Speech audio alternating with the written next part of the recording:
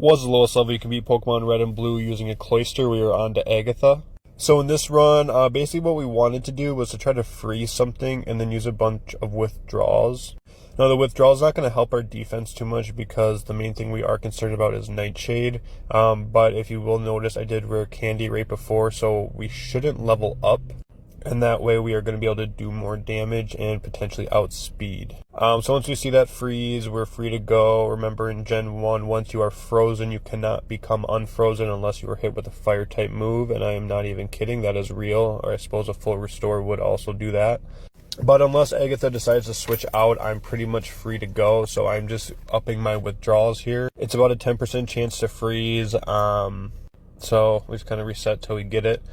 Once we get that going, it's not necessarily free just because of the nature of Agatha, but it makes things so much easier. We don't need to mimic Nightshade or anything, so we don't need to get to a grotesquely high level.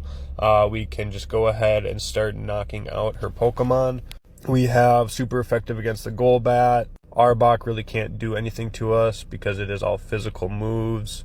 So then once we get rid of this Gengar, we're just looking to get rid of the other Haunter and Gengar, and then we are free.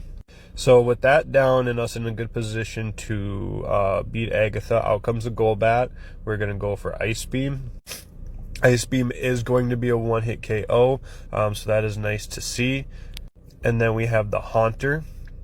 So basically just remember, Agatha, all we want to do is minimize her opportunity to use her cheeky little moves on us. So the least amount of time she can put us to sleep, the least amount of time she can use Confuse Ray, the better it's going to be for us. Because as you see, she uses her moves completely at random. So sometimes she will use Dream Eater when you're not even asleep. So we're hoping for more of those and less Confuse Ray. Again, the Arbok is nothing to be concerned about. And what's nice on this is all of our Ice Beams have a chance to freeze. So if we freeze anything, I mean, we freeze this Gengar at the end, it'd be just totally free, which would be nice.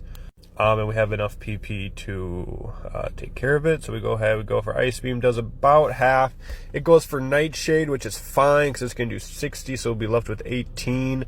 And then we're going to go for an Ice Beam. It looks like it was just over half, so we hope, and it did not, but we got lucky. A nice little retroactive Super Potion, which is going to put us in a position to go ahead and Ice Beam for the win. So even with all that great setup, it still came down to the wire.